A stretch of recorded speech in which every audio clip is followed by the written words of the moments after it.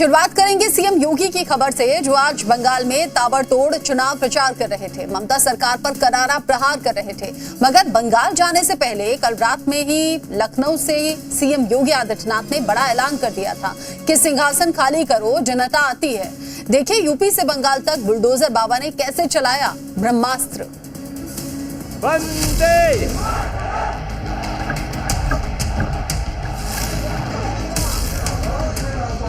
सिंहासन खाली करो कि जनता आती है। यूपी की राजधानी लखनऊ में रश्मि रथी कार्यक्रम के दौरान योगी आदित्यनाथ ने महान कवि रामधारी सिंह दिनकर जी की कविता का जिक्र करते हुए सिंहासन खाली करने का ऐलान किया। सीएम योगी ने नाम तो नहीं लिया, मगर समझा जा सकता है कि उनका संदेश बंगाल की ममता सरकार के लिए था। सच है, विपत्ति जब आती है कायर को ही दहलाती है। सूरमा नहीं विचलित होते, क्षण एक नहीं धीरज खोते। विघ्नों को गले लगाते हैं, कांटों में राह बनाते हैं। क्या पंक्तियां हैं, क्या भाव है। देश को जब भारत के अंदर भारत के लोकतंत्र को घोंटने का प्रयास हुआ था, तब भी दिनकर जी ने यह आह्वान किया कि सिंहासन खाली करो कि जनता आती है। बंगाल चुनाव प्रचार में यूपी के सीएम योगी आदित्यनाथ बेहद आक्रामक अवतार में नजर आ रहे हैं। योगी बंगाल में माफिया राज और भ्रष्टाचार पर लगातार ममता सरकार को आड़े हाथों ले रहे हैं। डबल इंजन सरकार बनेगी तो टीएमसी के गुंडों को सिर छुपाने के लिए जगह नहीं मिलेगी। और मैं तो देख रहा था कि कल टीएमसी के बहुत सारे गुंडे अभी से अपने लिए काम धंधे की तलाश कर रहे हैं। कोई सोच रहा है कहां मैं पंचर की दुकान बनाऊं, और कोई अपना झाड़ू लेकर के अब बंगाल की सड़कों पर झाड़ू लगाते हुए दिखा करके अपनी जान बचाने के लिए फिरते फिरते रहेंगे। बंगाल में दूसरे चरण के मतदान में महज 3 दिनों का वक्त बचा है और पहले राउंड में बढ़त बनाने का दावा कर चुकी बीजेपी दूसरे राउंड में भी कोई कसर नहीं छोड़ना चाहती। लिहाजा बीजेपी के ब्रह्मास्त्र कहे जाने वाले फायर ब्रांड नेता योगी आदित्यनाथ ताबड़तोड़ रैली और जनसभा में जुटे हैं और बंगाल के अपराधियों पर जल्द ही यूपी वाला फॉर्मूला लागू करने की गारंटी दे रहे हैं। बंगाल को उसकी पहचान दिलानी है। टेरर से, माफिया राज से, करप्शन से मुक्ति दिला करके बंगाल को फिर से भारत की पहचान का प्रतीक बनाना है। डबल इंजन की बीजेपी की सरकार को लाना है। यूपी के अंदर डबल इंजन की सरकार है। न कर्फ्यू है, न दंगा है, यूपी में सब चंगा है। बंगाल में योगी के मुद्दे फिक्स हैं। पहले चरण से दूसरे चरण तक योगी के तर्कश में कई चुभने वाले तीर हैं। योगी लगातार बंगाल में मुस्लिम तुष्टीकरण, हिंदू उत्पीड़न, महिला अत्याचार, लैंड माफिया, भ्रष्टाचार जैसे मुद्दे उठा रहे हैं और ममता सरकार के साथ साथ टीएमसी के गुंडों पर शब्दों के बुलडोजर चला रहे हैं। 4 मई को जब रिजल्ट आएगा, टीएमसी के गुंडों को कहीं छुपने की जगह नहीं मिलने वाली है। कहीं उनको छुपने की जगह नहीं मिलने वाली है। बीजेपी ने बंगाल चुनाव प्रचार के पहले दिन ही ऐलान कर दिया था कि ममता जाने वाली है और बीजेपी आने वाली है। ये बात योगी भी मान रहे हैं, इसीलिए पहले राउंड में रिकॉर्ड वोटिंग के लिए जनता को धन्यवाद दे रहे हैं। रिकॉर्ड मात्रा में मतदान करने के लिए मैं बंगाल के सभी मतदाताओं का अभिनंदन करता हूं। हालांकि अभी दूसरे दौर की वोटिंग बाकी है और सबसे बड़ी बात कि 4 मई को वोटों की काउंटिंग बाकी है। अब देखना है कि बीजेपी का ये कॉन्फिडेंस और बाबा का बुलडोजर वाला दांव कितना सटीक बैठता है। यूपी का बुलडोजर बहनों और भाइयों, वो एक्सप्रेसवे ही नहीं बनाता है, माफिया की हड्डी पसली को भी रोड पर मिलाने का काम कर देता है। ब्यूरो रिपोर्ट, जी मीडिया। दुनिया का सबसे बड़ा स्वयंसेवी संगठन है आरएसएस और इसी राष्ट्रीय स्वयंसेवक संगठन से पाकिस्तान का फील्ड मार्शल और उसकी खुफिया एजेंसी खौफजदा हैं। दरअसल नोएडा से यूपी एटीएस की गिरफ्त में आए आतंक के मोहरों ने खुलासा किया है कि उन्हें आरएसएस के दफ्तरों पर बड़े हमले का टारगेट दिया गया था और ये पूरा नापाक मंसूबा पाकिस्तान में बैठे आईएसआई के आतंकी हैंडलर्स ने तैयार किया था। भारत में आरएसएस के खिलाफ मुनीर आर्मी का क्या है पूरा कच्चा चिट्ठा, देखिए रिपोर्ट में।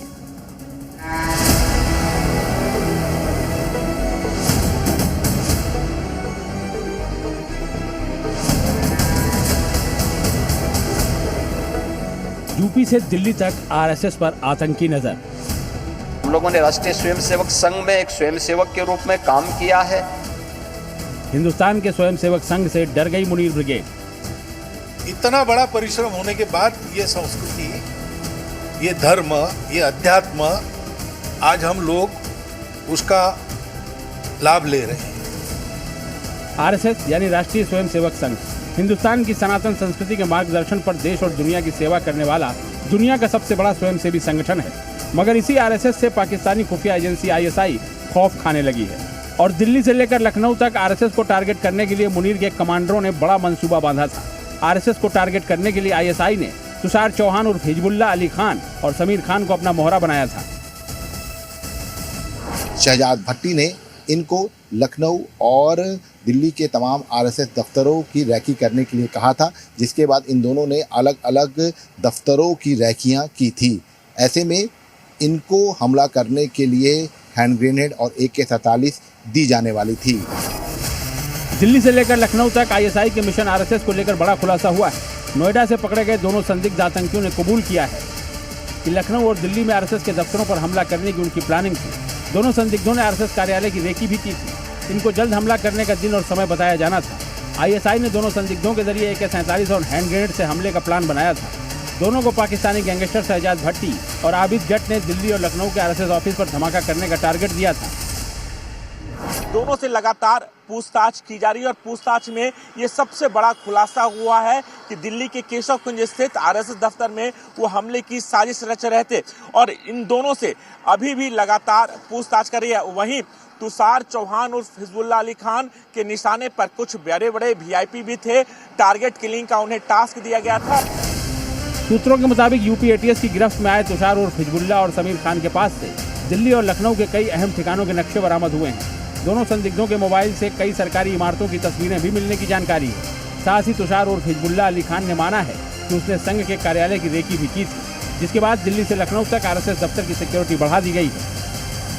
यहाँ पर आप देख सकते हैं आरएसएस दफ्तर में सुरक्षा व्यवस्था भी काफी बढ़ा दी गई है। लगातार सुरक्षाकर्मी डॉग स्क्वाड और बम स्क्वाड के जरिए यहाँ पर छानबीन और तलाशी कर रहे हैं। और चूंकि पूछताछ में ये बड़ा खुलासा हुआ है कि आरएसएस दफ्तर जो दिल्ली के केशव कुंज इलाके में है, वहाँ पर बाकायदा यहाँ पर डॉग स्क्वाड और बम स्क्वाड के जरिए चेकिंग और तलाशी ली जा रही है। इतना ही नहीं, भारत के खिलाफ इस बड़ी आतंकी साजिश में खुलासा हुआ है कि पाकिस्तान की खुफिया एजेंसी आईएसआई सोशल मीडिया के जरिए युवाओं को अपने जाल में फंसा रही थी। आरोपियों को संवेदनशील जगहों की रेकी करने के निर्देश दिए गए थे। तुषार और हिजबुल्लाह खान को टारगेट ग्रेनेड अटैक का असाइनमेंट दिया गया था, तो समीर खान को दीवारों पर तहरीक तालिबान हिंदुस्तान लिखने की जिम्मेदारी दी गई थी। साथ ही इन पाकिस्तानी मोहरों की टारगेट किलिंग को अंजाम देने की भी योजना थी। इसके बदले इन्हें 50,000 रुपये एडवांस और 2.5 लाख रुपए बाद में देने का लालच दिया गया था। यही नहीं, दुबई के रास्ते पाकिस्तान ले जाकर ट्रेनिंग देने की भी तैयारी थी। इस स्लीपर सेल का मकसद भारतीय युवाओं को निशाना बनाकर कट्टरपंथी बनाना था। साथ ही इस नेटवर्क के निशाने पर उत्तर प्रदेश के हाई प्रोफाइल लोग भी थे। लेकिन पाकिस्तान के इन तमाम नापाक मंसूबों को योगी के धुरंधरों ने धराशायी कर दिया। लखनऊ से विशाल रघुवंशी और दिल्ली से राजू राज के साथ ब्यूरो रिपोर्ट, जी मीडिया। और अब बात करते हैं राघव चड्ढा समेत आम आदमी पार्टी के 7 सांसदों की बगावत पर मचे घमासान की, जहां इस वक्त दिल्ली से पंजाब तक सियासी पारा हाई है। इस बीच बीजेपी ने ऐसा कौन सा मुद्दा ढूंढ लिया जिसके बाद पूरी आम आदमी पार्टी हमलावर हो गई। गद्दार शब्द पर गदर क्यों मचा, पूरी हलचल देखिए इस रिपोर्ट में।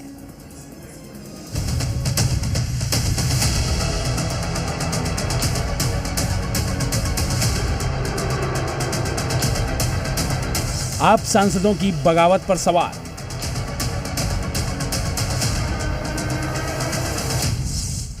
जालंधर से लेकर दिल्ली तक बवाल।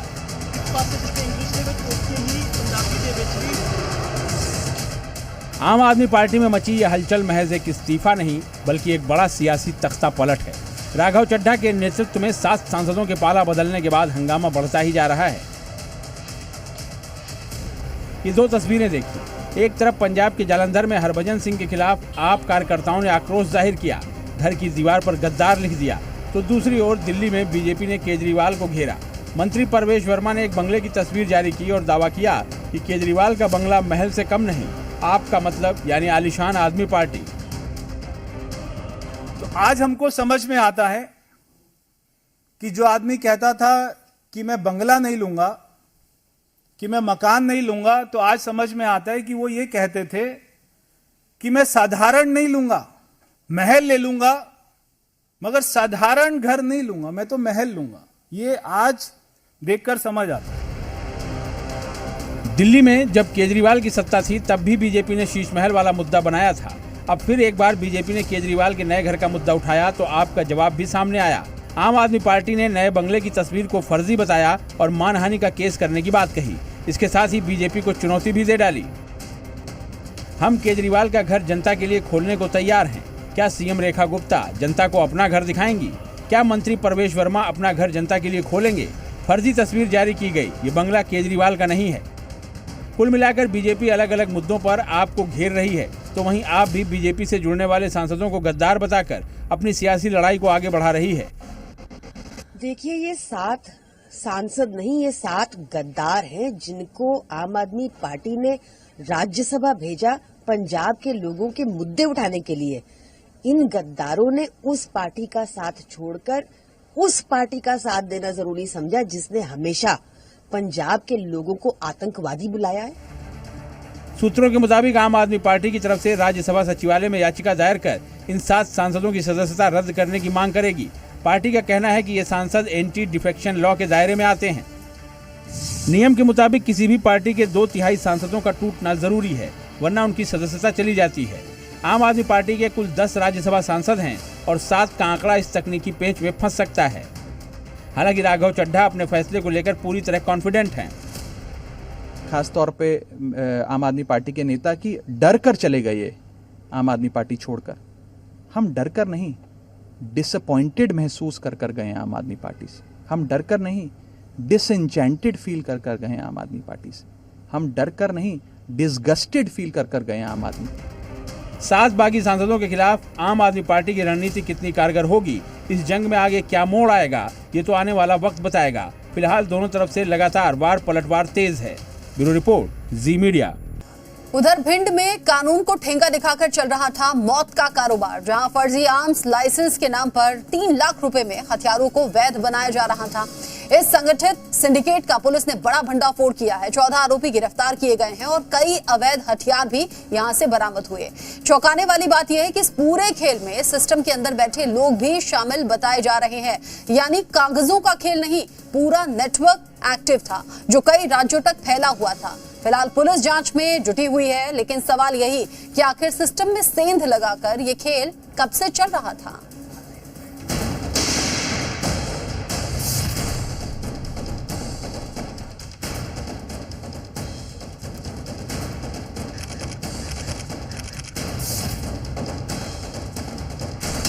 भिंड में फर्जी लाइसेंस सिंडिकेट का भंडाफोड़, कानून को ठेंगा दिखाकर मौत का कारोबार, 3 लाख में बिक रहा था मौत का परमिट।